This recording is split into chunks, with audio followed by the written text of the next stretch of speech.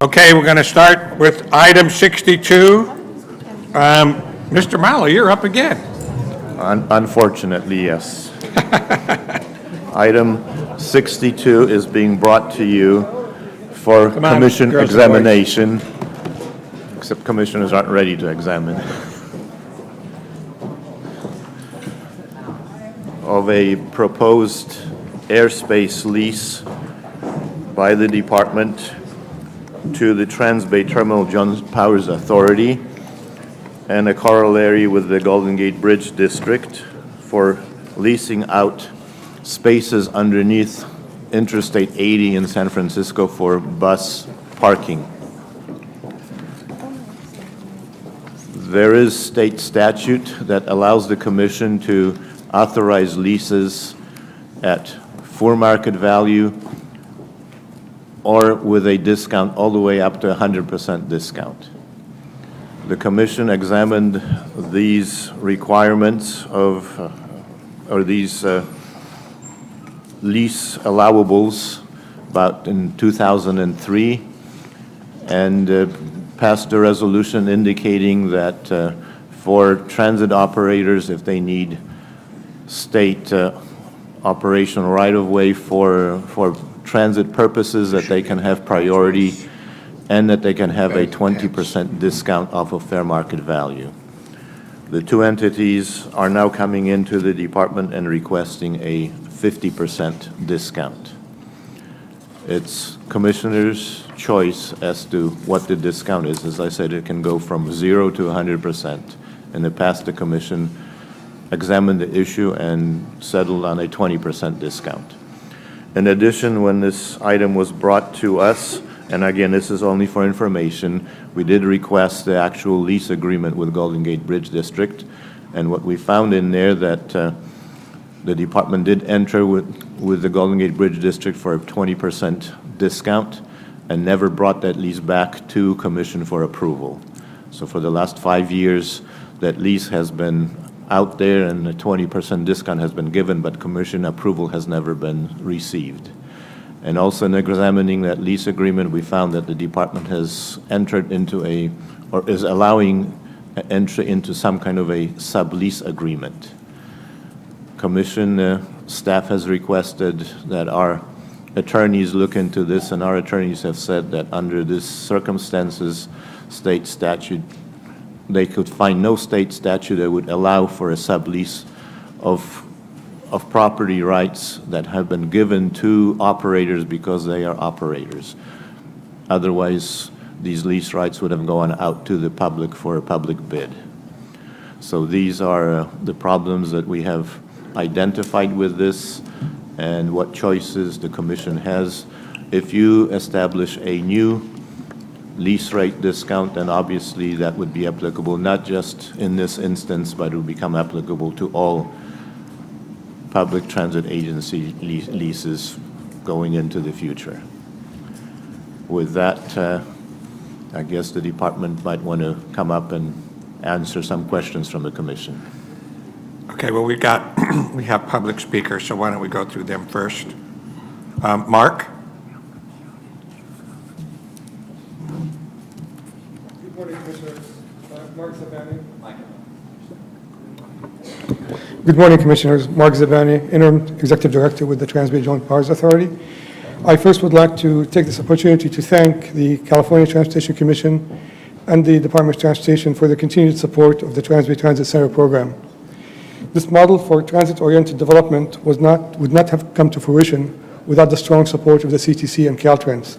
In 2003, the state of California, with the support of the CTC and Caltrans, transferred approximately 12 acres of land to the Trans-Bay Joint Powers Authority for the development of the Transit Center program. The TGPA was able to sell the land for $670 million in order to fund phase one of the Transit Center program. This would not have happened without your support. So thank you very much for that. Construction of phase one of the Transit Center program is almost completed. We expect to have bus operations December 2017 or early 2018 that will connect 11 transit districts and 8 Bay Area counties and the transit center will be the transportation hub for the Bay Area. Phase 2 is ongoing. It's fund independent, but we expect to deliver it in 2025 or 2026 once we get our funding in place. As for the leases as for the leases in question, the AC Transit and the Golden Gate bus storage facilities were included in the 2003 co-op agreement that Steve mentioned with Caltrans, San Francisco County, and City. And in that co-op agreement, it was recognized that the transit center program was an integral part of the co-op agreement, and the bus operations were, or efficient bus operations were an integral part of that agreement as well. So without having affordable storage facilities for both AC Transit and the Golden Gate Bus District, we will not be able to operate the transit center efficiently. Collectively, both agencies bring thousands of commuters to San Francisco and take thousands of cars off Bay Area freeways. The Golden Gate Bus District takes approximately 9,000 cars a day off of San Francisco streets and State Highway 101, and the AC Transit Transbay service takes 14,000 riders or trips off the freeway system and off the Bay Bridge and San Francisco streets as well. So it's really imperative that we have an affordable lease for the storage for both agencies. The AC Transit bus facility is ready for construction. It's been fully designed. It'll accommodate 49 buses and provide a very important staging area for AC Transit to be able to operate effectively at the transit center district. Once this agreement is reached, we'll be able to advertise it for construction and construct it and hopefully open it in time or shortly thereafter the opening of the transit center itself. With that, your approval is much appreciated and essential for the transit center program. Thank you very much. Mike Hirsch? Good morning, Commissioners, and thank you for this opportunity to come before you today. I'm Mike Hirsch. I'm the General Manager for the Alameda Contra Costa Transit District, and just to be clear, we're asking for the lowest cost possible lease, preferably a no-cost lease. I'll be very brief and explain to you the importance of that. I'd like you to consider the following. Both lots under consideration are underneath Interstate 80 freeway infrastructure. The only other practical use for these lots is for parking of automobiles. This is not space suitable for residential or business development. I urge you not to view this purely as a financial arrangement. Understand that every dollar we, AC Transit, spend on this lease is a dollar not available to provide service for youth, senior, disabled, and those dependent on public transit. Staff may, and we heard you today, tell you this sets a precedent. I'm here to tell you this is an unprecedented situation. This is a unique situation, and I ask you to take that into consideration. A foundational goal of the Transbay Terminal project was to stimulate development and economic growth in a formerly largely industrial area. That goal has been achieved. The area is now one of, if not the most expensive area in the United States. Please do not balance this success on the back of AC Transit and our riders. AC Transit has already committed $51 million towards the Transbay Terminal.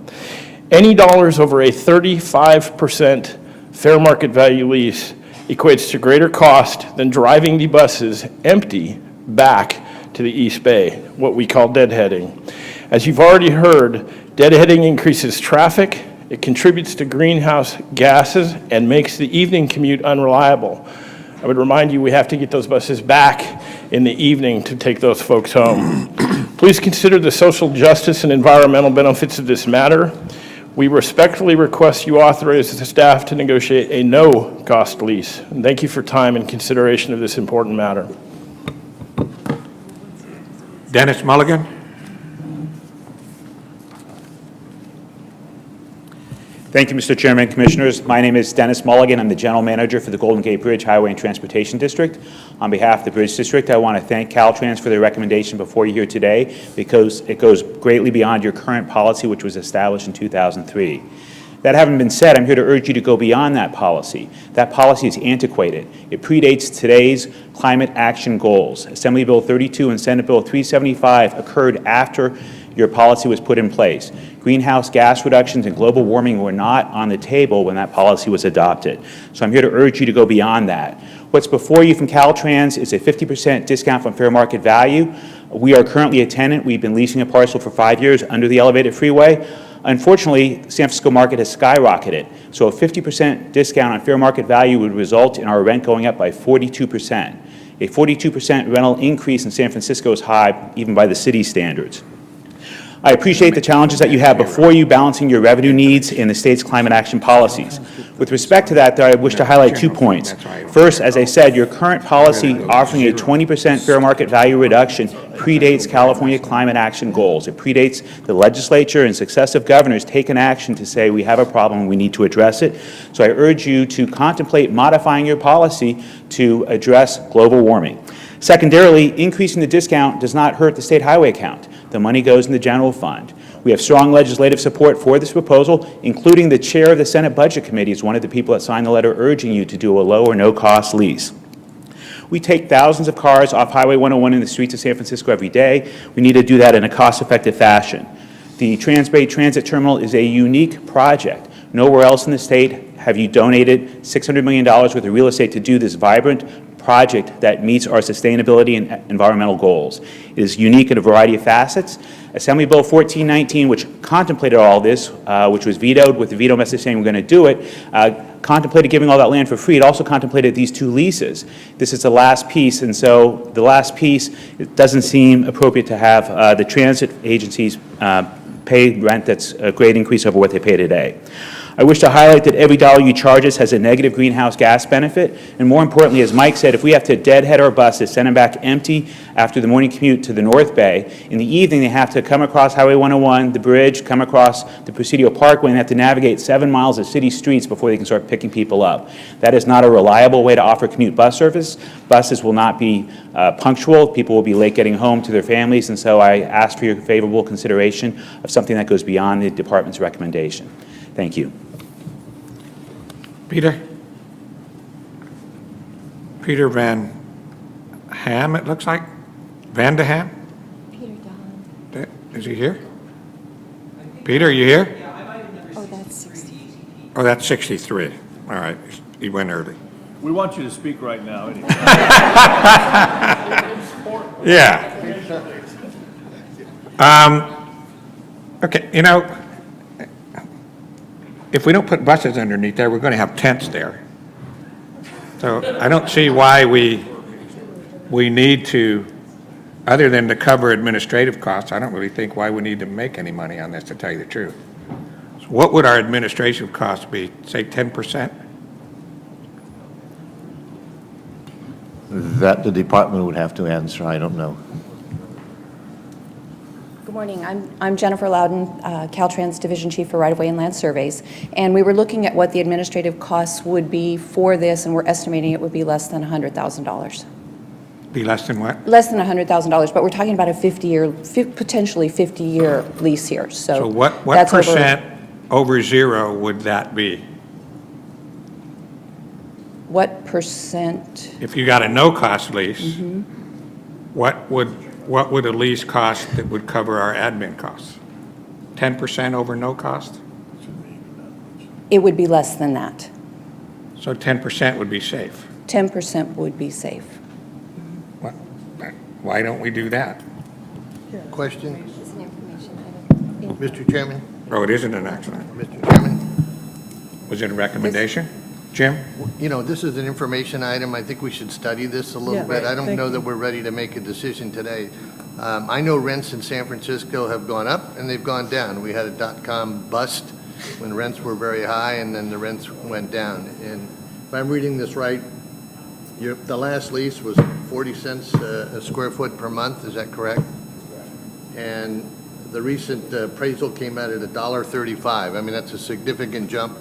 And I'm concerned that the transit agencies obviously, can't afford that. But rents have a tendency to go down in San Francisco too. So I'd like to get a little history on what's happened to rents over the last 10 to 20 years in terms of rent per square foot for our airspace.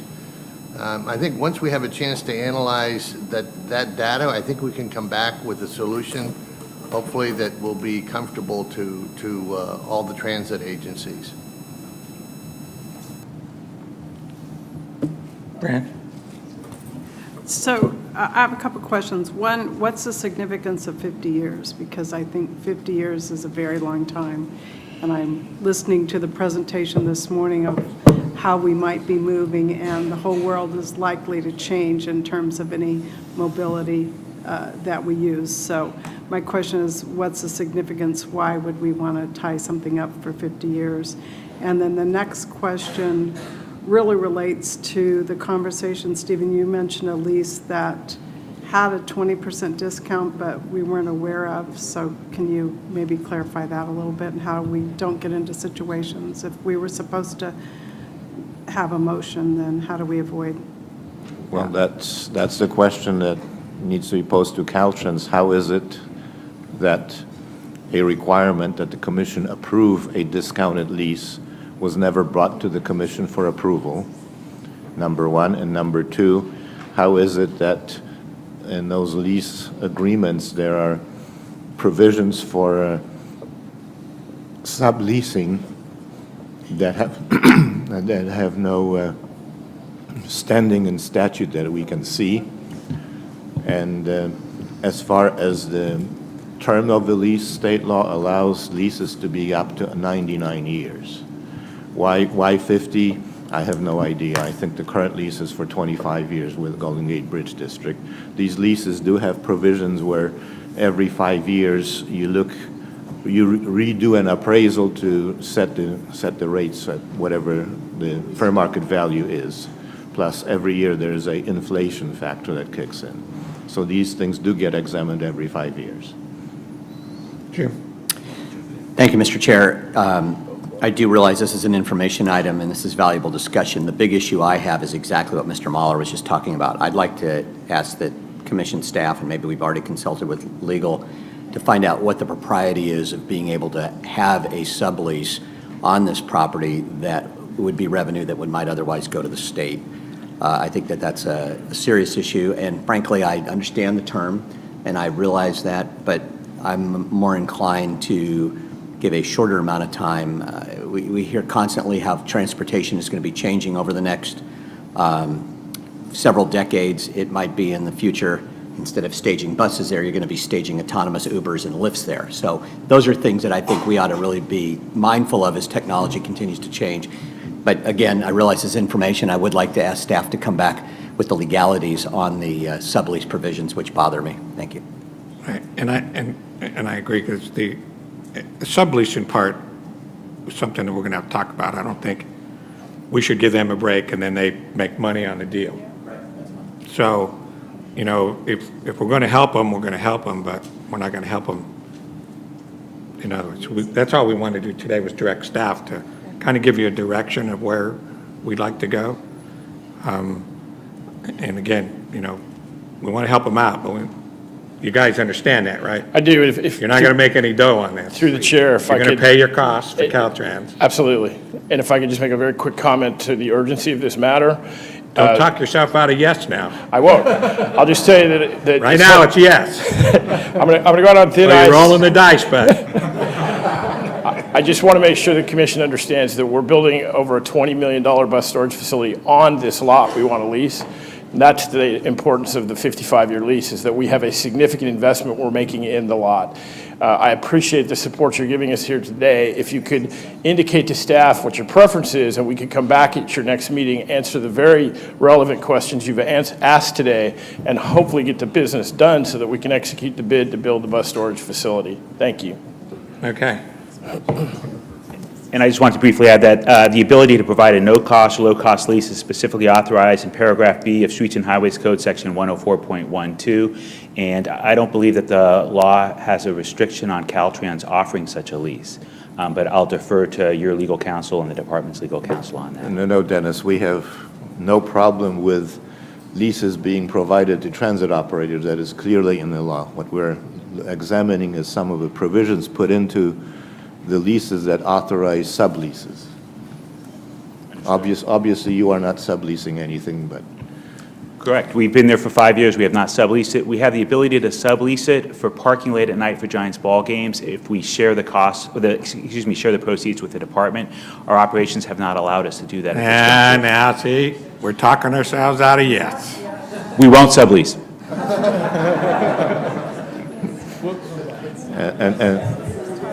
And Okay, one- so and we're gonna- If I can, one additional note. Any and all of these monies that are collected from leases and sales of right-of-way do go into the state highway account, back into the state highway account. But later on, the legislature, through mechanisms, does take that money away from the state highway account because it no longer has the Article 90 protections and puts it into the general fund. That's something that the commissioners have wanted to address.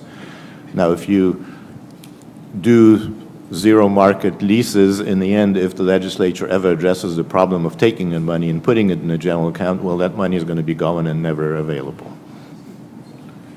And it would be applicable not just in this unique situation. No, if once you set a sub-market lease rate for transit operators, it has to be applicable to every transit operator in the state.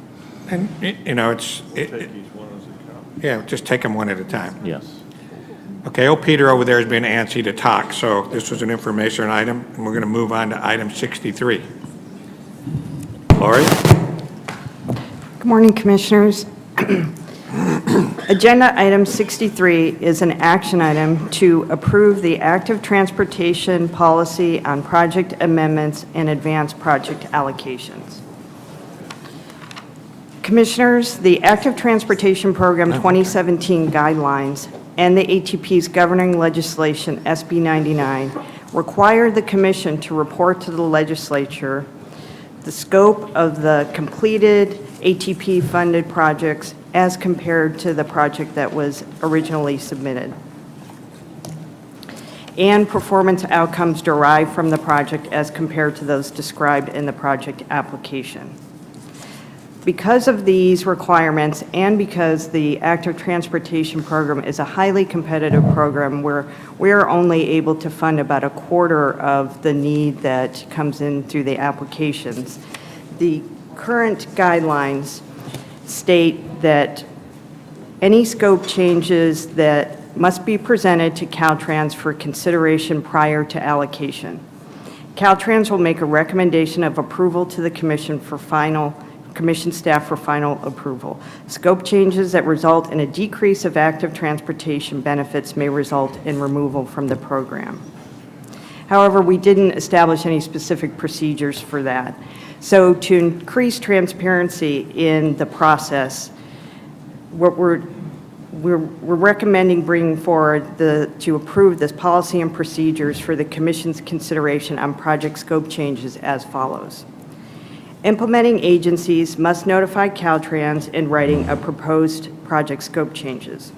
This notification must include the following: an explanation of the proposed scope change, the reason for the proposed scope change, the impact the proposed scope change would have on the overall cost of the project,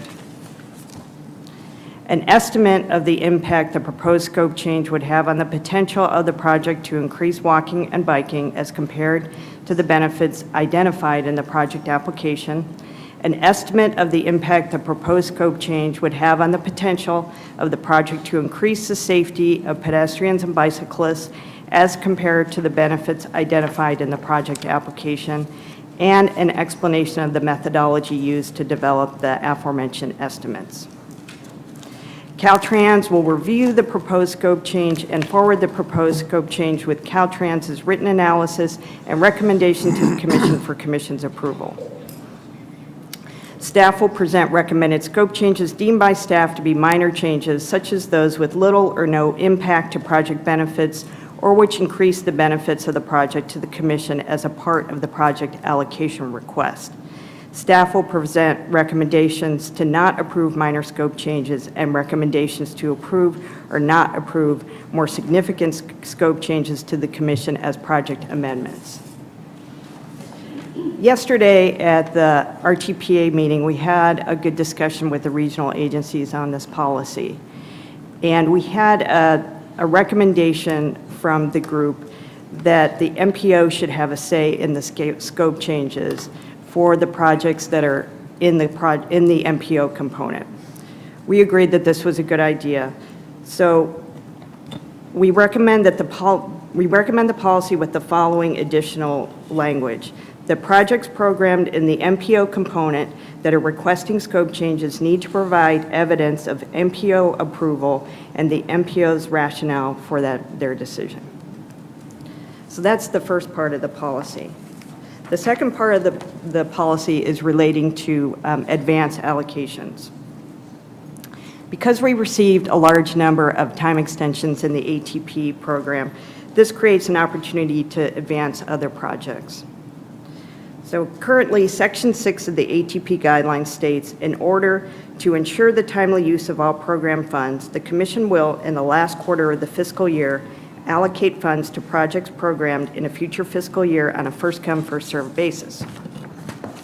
So staff recommends the Commission broaden this policy on advancements as follows. Beginning in October, the Commission will advance project allocations on a first-come, first-served basis up to the amount of projects which received allocation extension requests for the previous year. Projects requesting the advance allocation of construction funding must be ready to list with all the contract documents complete, and the project has a right-of-way certification of 1 or 2. So staff will recommend your approval of this policy with the additions that I noted, but I think we have some speakers. We have a couple speakers. Peter, you're up first. Good morning, Commissioners. I'm Peter DeHaan from the Ventura County Transportation Commission, and I'm specifically talking in support of the policy for the advanced allocations. Speaking in support of that, the particular issue that I wanted to point out was it would be good to look in the next few months at possibly, we appreciate that the priorities for construction allocations, but we would like to look in the next few months to be thinking about possibly widening that opportunity to also make it available for environmental, for doing the environmental clearance for the approved active transportation projects. That could go a long ways towards helping keeping the construction allocations on schedule, because a big issue with the timeliness has been projects hitting unanticipated delays with the environmental process. And it's a relatively small amount of money. Our county, Ventura County, is probably typical. We know, for example, in the Cycle 3, which of course you haven't approved yet, that there are several project sponsors that they ask for environmental money in the first year that the money is available. They would prefer to start it sooner, and if they have an opportunity to do that, I'm sure they would, and we would encourage them to do it. And that would just go a long ways towards helping to avoid in the long term the need to do so many construction allocation extensions. Questions? Thank you. Yeah, we have 4 speakers. Patricia?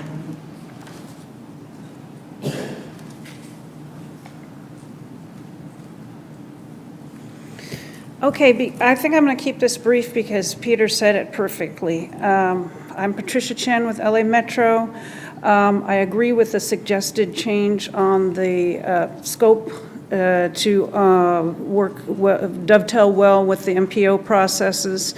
I would also like to encourage the Commission to consider a policy change allowing for the advance of environmental and design as well as construction. We would appreciate these policy boosts to help keep delivery on time, given the tight deadlines in the program. And I might also add, we were a little light on folks from the north and rural areas yesterday in RTPA, but I did get an email message after the meeting from Rachel Morricone from Santa Cruz saying that she also would appreciate the opportunity to advance the pre-construction activities. And that's all I have. Thank you. Kenneth Rosenfeld?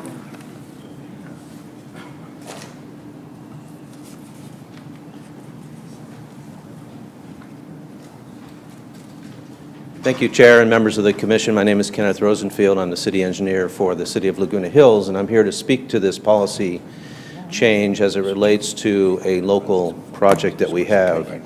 The City of Laguna Hills, under the Cycle 1 ATP, has an approved project for the La Paz Road sidewalk widening under the MPO-approved component of the ATP program. Under this program, which was approved under the 2014 guidelines, we diligently proceeded with this Safe Routes to School project for a sidewalk widening. We uncovered changed conditions in the course of this project in the design process. This is something that the Commission deals with frequently under supplemental funding requests due to changed conditions. We have poor soil conditions, and we have highly accelerated real estate prices. In fact, there was an article in the Orange County Register on Saturday that indicated in the past 1 year alone, in Laguna Hills specifically, a small agency in Orange County, based on CoreLogic data, that real estate prices have increased 29.6% in 1 year. Our project was based on budgets adopted in 2012 and 13. Now we're in 2016.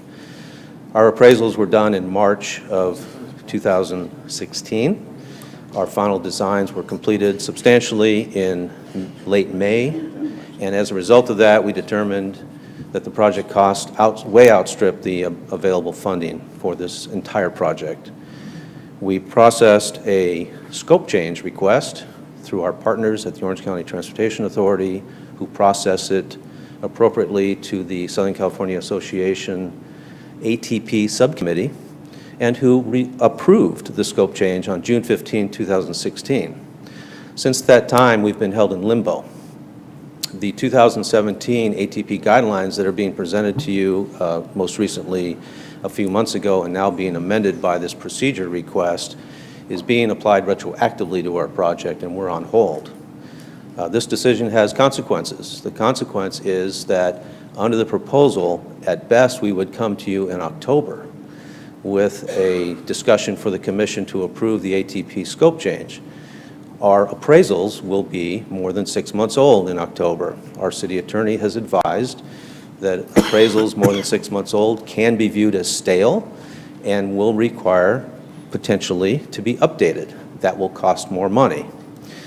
The City Council of the City of Laguna Hills has approved the revised scope change, acknowledging that we are going to put more local funds into the same smaller project. The project that we have, while albeit smaller, is still serving the same school-age population. It's still serving the same ATP goals, and we feel it's appropriate to implement it.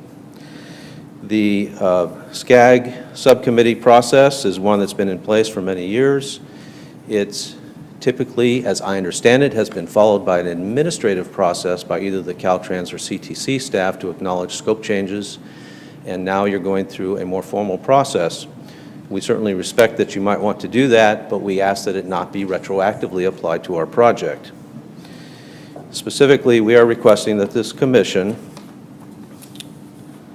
direct that the City of Laguna Hills revised scope ATP project as approved by the SCAG ATP subcommittee be authorized to proceed without any further delay and not be subject to coming to you in your October meeting. Short of that, if the Commission doesn't want to get that specific, I would suggest that this is a prospective policy that you're considering today, and that any actions prior to July 1, 2016 by any of the MPO subcommittees should also then be respected. If there's any questions, I'll be happy to answer them, and I could offer some other policy suggestions if desired. Thank you. I have one suggestion. I think, Lori, were you talking about increasing the safety of pedestrians and the other increase on the impact on the scope? You also need to add the words "and or decrease," because not every scope change is necessarily going to go only in one direction. So I think that we should, when we look at the scopes, make sure that if we were looking at a safe route to school or whatever the qualifying criteria that caused that project to score so well, make sure that the scope change hasn't decreased, because there would be. And then I just have a question on the first come, first serve part, and I worry a little bit about the disadvantaged communities that don't have dedicated staff, and I'll say it perhaps a little unsophisticated when it comes to being an active transportation expert. So how do we make sure, I know we tried to hold hands a little bit with our disadvantaged communities that have some of the highest needs, but aren't working on only active transportation. So to address the issue of advancing other phases, what we were thinking would be a good process would be to see how much that advances we're getting on construction, and then in January, see if there's capacity for advancing other phases, which I anticipate that there will be. So we just wanted to wait till January on that. So that's addressing the issue that Peter and Patricia had mentioned. That assumes that you don't do anything sequentially in that.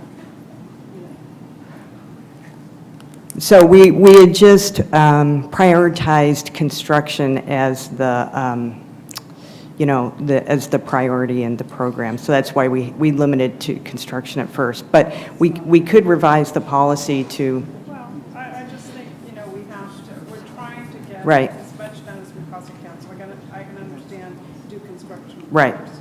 But you also have to keep the flow moving, so, but it's not a tremendous amount, so. Okay. I don't know if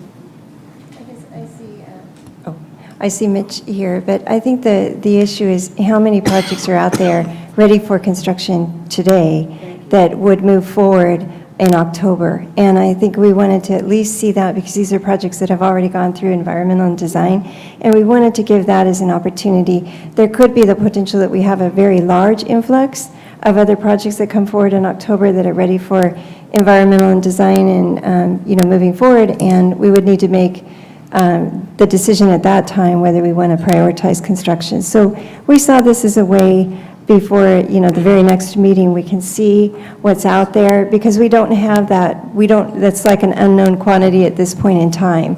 And so that, yeah, okay. Okay, we have two more speakers. Stephen Patchen.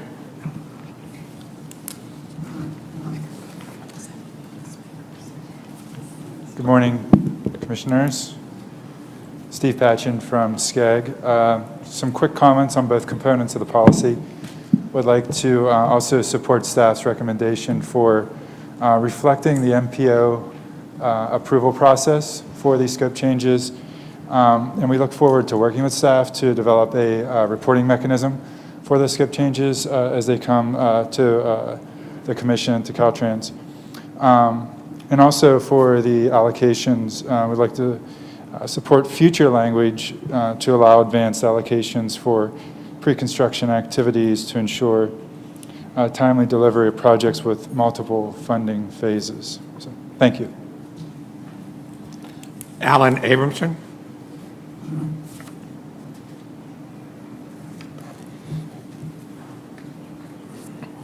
Good morning, Commissioners. My name is Alan Abramson, Los Angeles County. My comments are in line with the comments that have previously been mentioned.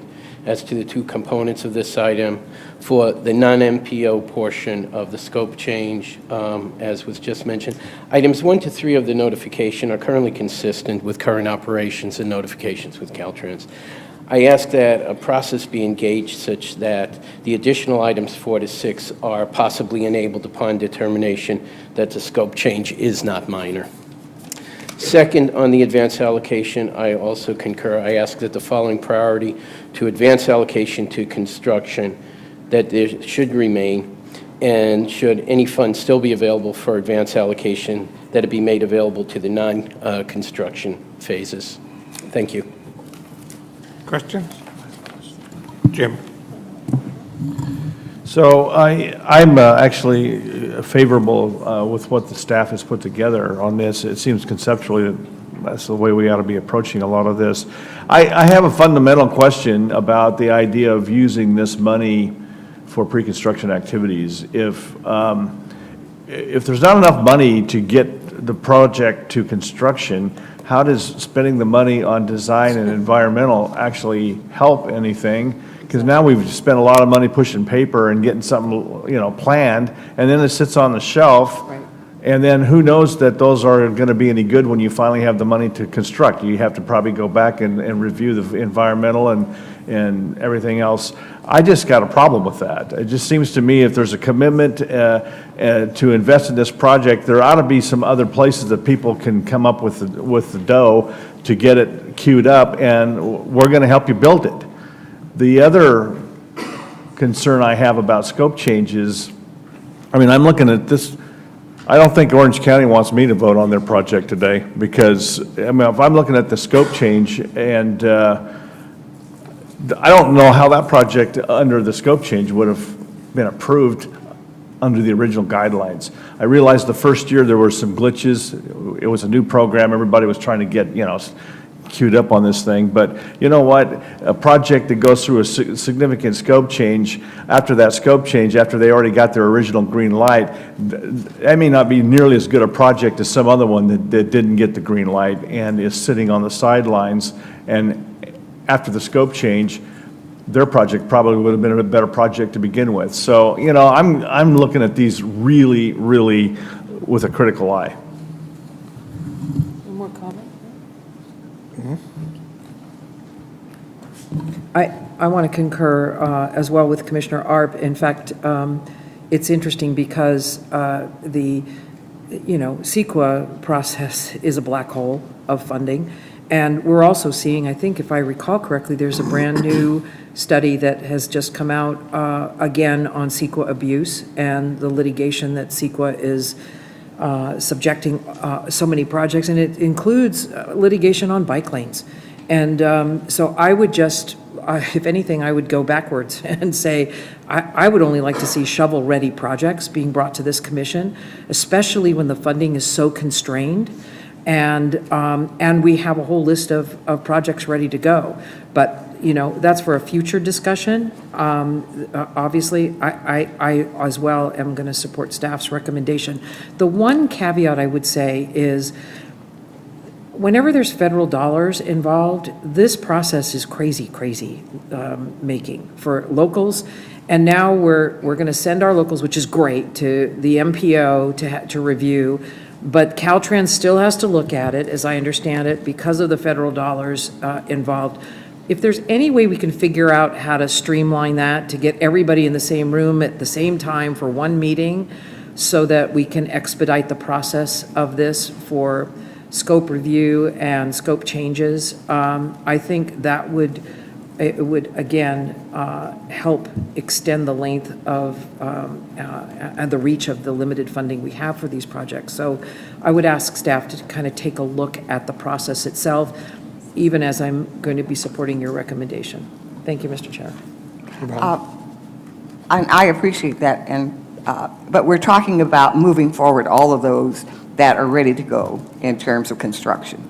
So, and it's only those that all of that construction money would be used in the event there's something left over and there's some entity, and usually it's a small community that did not have planning people to help to put some of the things together, then if there's something left over, that should go to them. That's the only, and I believe that's the recommendation, and I would move this.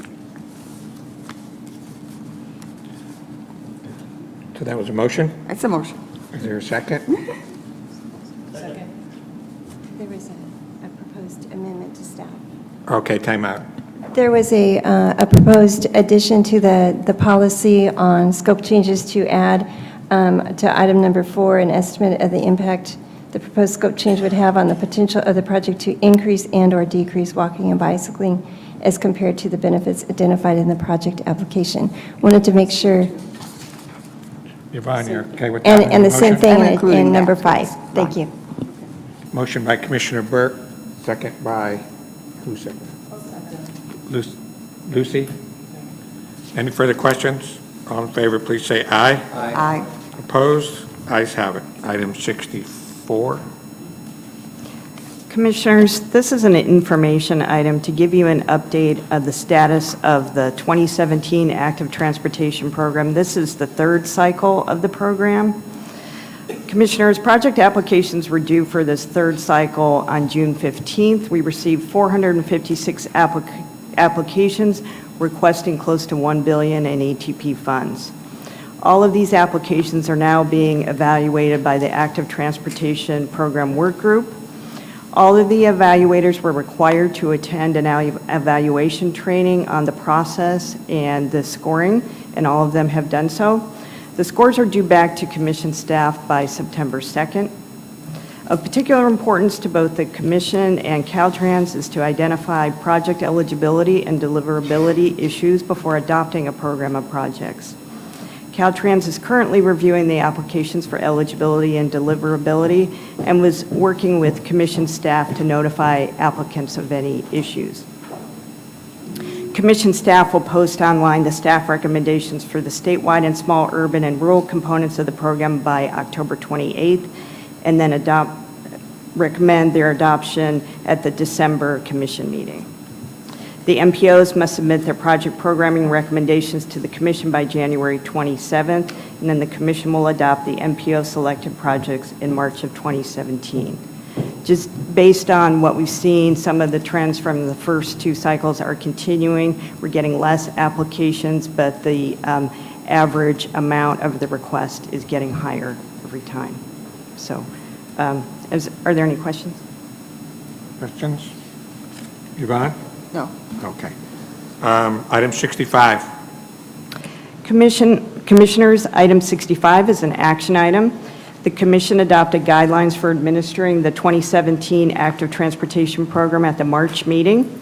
The 9 MPOs that participate in the regional component of the program may use these guidelines for administering their programs, or they may adopt regional guidelines.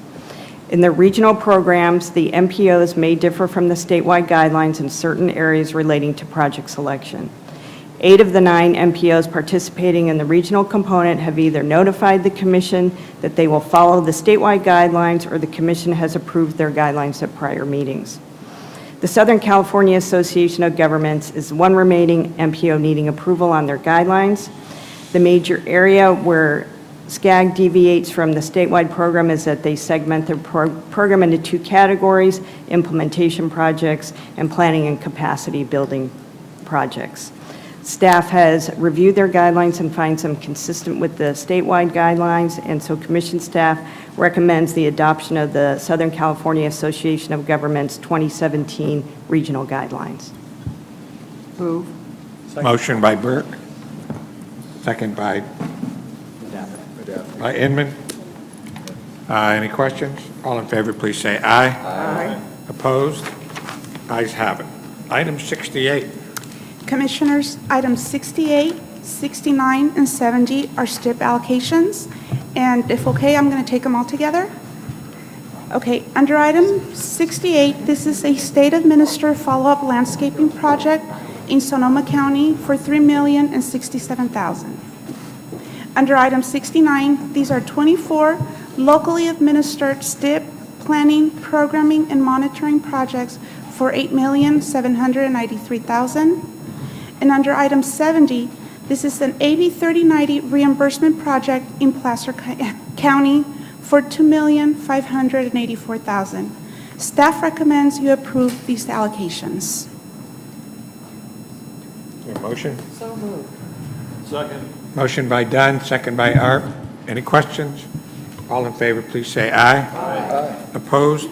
Ayes have it. Item 71, Stephen. Yes, Commissioners, this item is a request to allocate $3.4 million to a project in Alameda County. This project was to upgrade metal guardrails at 58 locations in that county. After the project was programmed and engineering was done on the project, it was determined that 30% of the locations could not be upgraded with metal guardrails. They have to be upgraded with concrete guardrails. Thus, the cost increased, and staff recommends that you approve this project for its initial allocation of $3.4 million. Jim?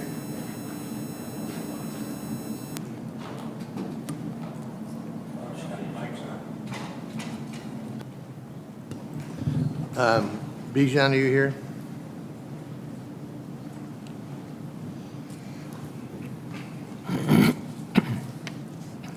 My question's pretty simple. Why didn't we do a physical inspection before we programmed these? Could you repeat that? I was trying to. Okay, it's a simple question. Why didn't we do a physical inspection before we programmed these? Typically, we actually do physical inspection of individual locations, but when we actually get into the design of the individual portions and have all of the offices, including Office of Structures, getting involved in that design, in these 30 locations, when the design came back from structures, it identified that some of the connections that we needed to make with the bridge columns and also with the retaining wall required an extension of concrete barrier and could not have been done with just the metal beam guardrail. And so those were the 30 locations that resulted in additional cost because the concrete barrier cost more than the metal beam guardrail. And the initial inspection doesn't quite get to that level of detail as to how those connections are actually made. That's not quite what the write-up says, and I'll read it to you. It says, however, upon field review during the plans, during the plan specifications estimate phase, it was determined about 30% of the guardrails needed to be replaced with concrete barriers. So in here, it says you did the field review after it was programmed. Well, Unless this is wrong. Well, the field review that I think it's referring to is with Office of Structures and not necessarily with the designer who is actually doing the initial study and the scoping document that identifies the scope of the work. Okay,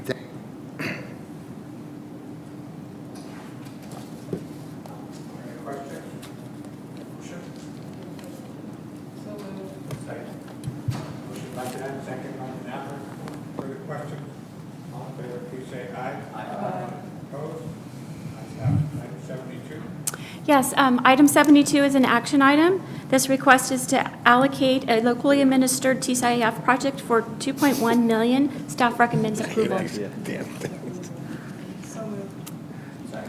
Motion by Inman, second by Modafer. Any further questions? All in favor, please say aye. Aye. Opposed? Ayes have it. Next. Okay. Item 73 has been withdrawn as noted on the change list. So items 74 and 75 are both TCRP Tier 2 allocations. Under 74, the request is to allocate $50 million to the South Light Rail Extension in Sacramento County, and 75 is to allocate $2.7 million and to the Elvira to Moreno double track in San Diego County. Staff recommends approval of both items. So moved. Motion by Arp, second by Modafer. Further questions? All in favor, please say aye. Aye. Opposed? Ayes have it. Next.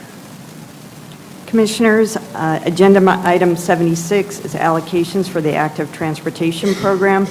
Commissioners, this is an action item to approve allocations for 33 projects requesting almost $12 million in ATP funds. There is one revision to these allocations. Project number 5, the Vision Zero Safety Investment Project in San Francisco. The allocation amount has been revised to $3,897,110. So with that revision, staff recommends your approval. So moved. Motion by Arp, second by Dunn. All those in favor, please say aye. Aye. Opposed? Ayes have it. Item 77. Commissioners, 77 is an action item. It is identified as an allocation advancement for $225,000 in ATP funds for the Santa Cruz Safe Routes to School Crossing Improvement Program.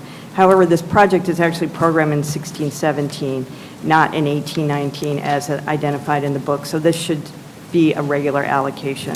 So staff recommends your approval of this allocation. Moved by Gilmetti, second by Kehoe. Further questions? All those in favor, please say aye. Aye. Opposed? Ayes have it. Item 78. Commissioners, item 78 is an action item requesting a 2-month contract award extension for 2 SHOP projects. Staff concurs with the request for 2 months on project number 1. Project 2 was awarded and therefore withdrawn. Staff recommends your approval. Motion by Dunn, second by Inman. Questions? All in favor, please say aye. Opposed? Ayes have it. Commissioners, item 79 is an action item for Active Transportation Program Contract Award Time Extension. Staff recommends your approval of the award time extensions as noted on the yellow table with one change. Project number 1, the City of Pleasant Hill was able to award their contract, so they no longer need their time extension and have withdrawn that. So staff recommends your approval. Motion by Yometi, second by Kehoe. Further questions? All those in favor, please say aye. Aye. Opposed? Ayes have it. Don. Yes, so tab number 80 is an action item to request a 6-month award time extension for the Cameron Park Airport District, and staff recommends approval. So moved. Motion by Arp, second by Kehoe. Further questions? All those in favor, please say aye. Aye. Opposed? Ayes have it. We had a report being brought forward on the fire. Is the gentleman still here? I don't see him, so I guess Huh? not. I guess not. I guess he's not here. Can we get that? Yeah. Oh, there we go. Commissioners, we'll provide you the PowerPoint that's up. I know that John Belinsky had under public comment, wanted to provide a presentation. He's not here, so we'll get that out to you. Okay, as we close, we put together a little something. The transportation community lost a good friend in Marion Bergeson. Marion Bergeson was respected by all and is remembered for her integrity, dedication, passion, and hard work. She was a great teacher and mentor of what it truly means to serve the public. And most importantly, she inspired each one of us to be all that we can be. Ms. Bergeson made history as the first woman to serve in both the California Assembly and the Senate, and many of her colleagues described her as an inspirational and powerful force for good in the Capitol, paving the way for women to more fully participate in state governance. While a fervent advocate for women's rights and education in California, she was also deeply involved in transportation policy, including authoring the legislation that created the Orange County Transportation Authority. Following her 16 years in the state legislature, Ms. Bergeson continued to serve the state of California in various capacities, including the Secretary of Education and an Orange County Supervisor. She was an active member of this commission for 4 years, beginning in 2004, providing great input and leadership and serving as chair in 2006. While we mourn the loss of one of California's most respected and dignified leaders, we know that her legacy will live on throughout the work that she did. So I'd like to have a moment of silence, and then we'll adjourn in the memory of and in honor of Marion Bergeson.